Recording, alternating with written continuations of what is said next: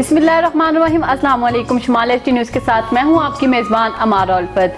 शुमाल HT news की तरफ से ईद का दूसरा दिन आप लोगों को बहुत बहुत मुबारक कहती हूँ। और आज मेरे साथ बहुत प्यारी सी हमारी मेहमान मौजूद हैं जिनका नाम है सादिया कोकब कुरैशी।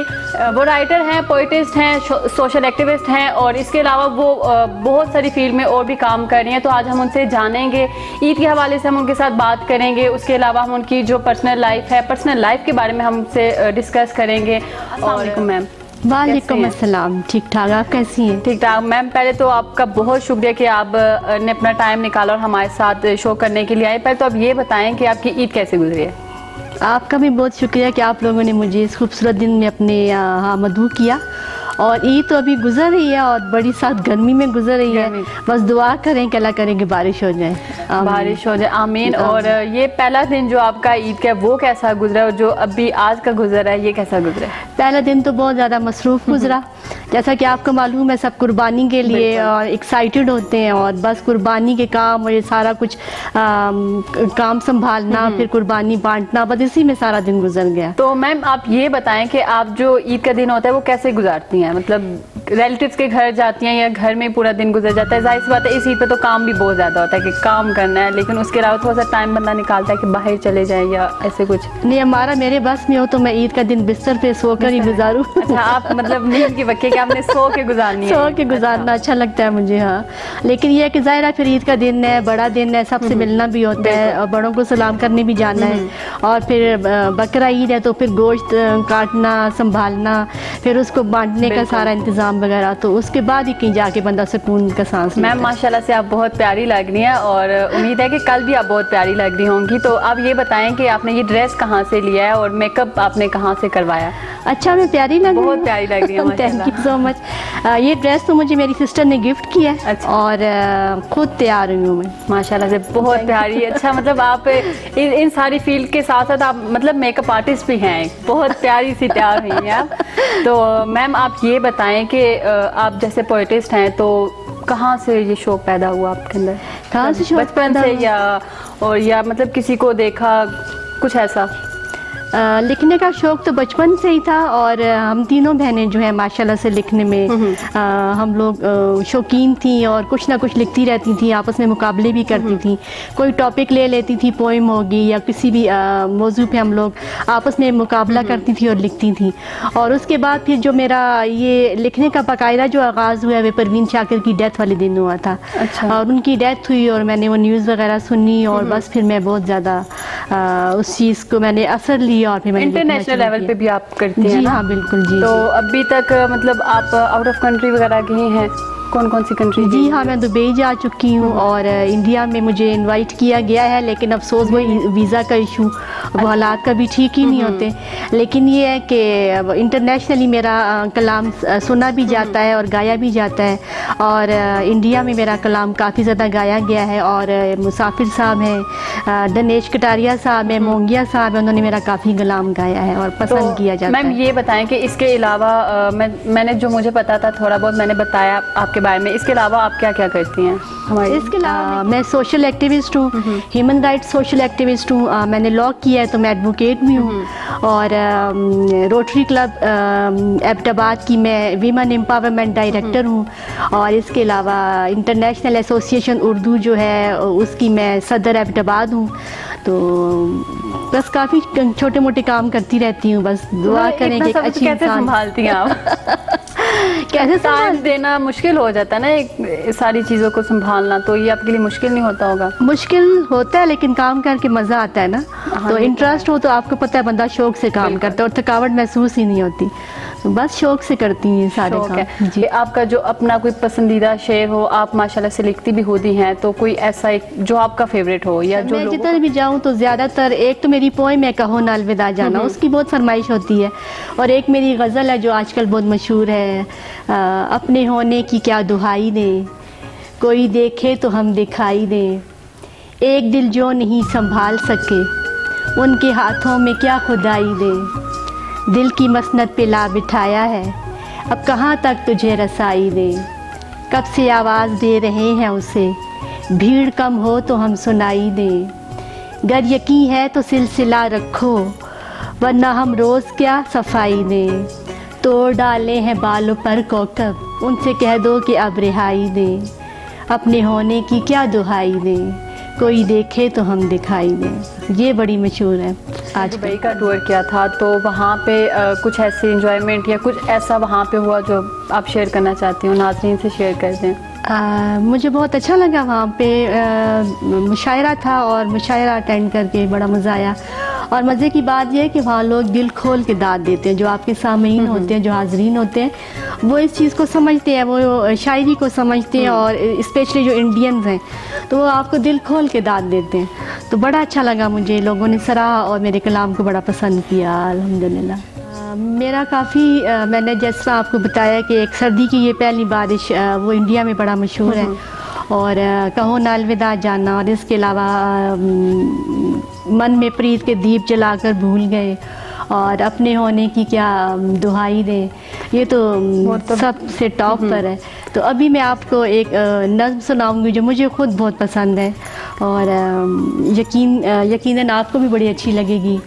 तो अर्ज़ करती हूँ कि कभी जब फ़ोन की स्क्रीन पर नंबर तुम्हारा जगमगाता है, कभी जब फ़ोन की स्क्रीन पर नंबर तुम्हारा जगमगाता है और एक मखसूस सी घंटी समाज के दरीचों को ज़रा सा खटखटाती है, मेरे दिल के नेहा खाने में कुछ मासूम जज्बों के अचानक तार बजते हैं, दिले नाजुक की धड़कन की अजब तरतीब होती है, मेरी सांसों के सरगम में अजब सुरताल बजते हैं, यही लम्हे ठहर जाएं। वाह माशाल्लाह मैम, एक ही मतलब नज़म में आपने बहुत सारी ऐसी बातें कर दी जो सीधा दिल पे जाके लगती हैं। बहुत शुक्रिया।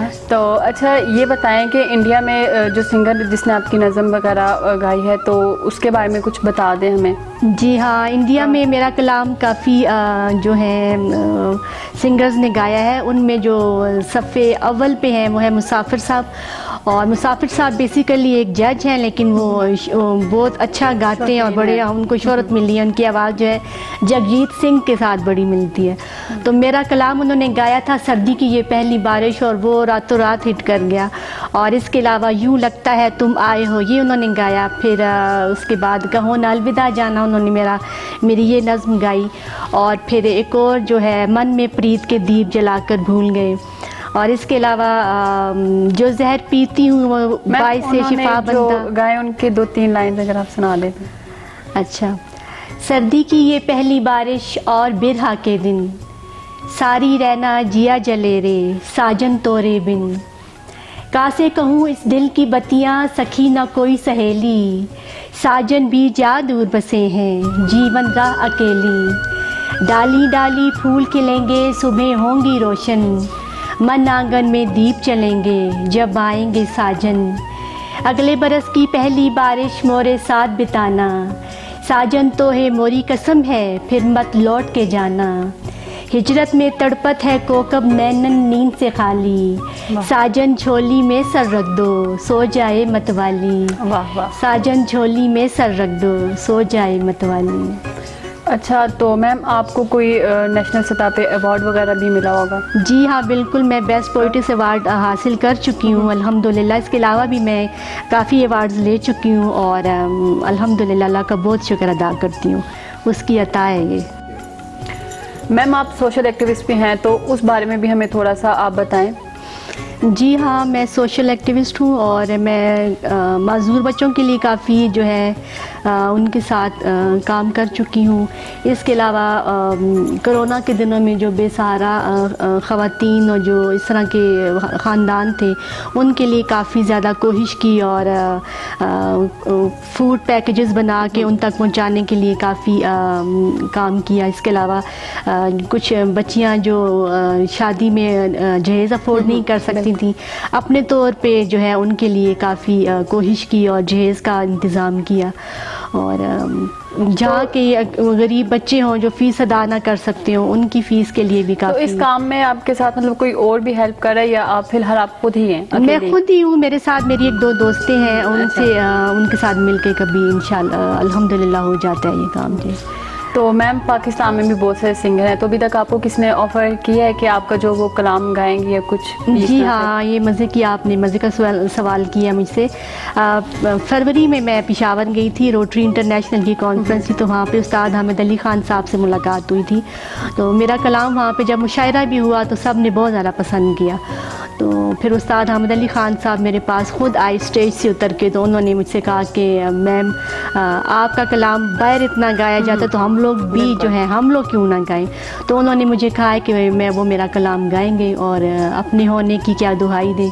देखिए अब कब इंशाअल्लाह ताला जो है ये ख्वाब ताबीर होता है। मैम एक और रिक्वेस्ट है कि लास्ट टाइम आप हमें कोई और प्यारी से अपनी नज़म सुना दें।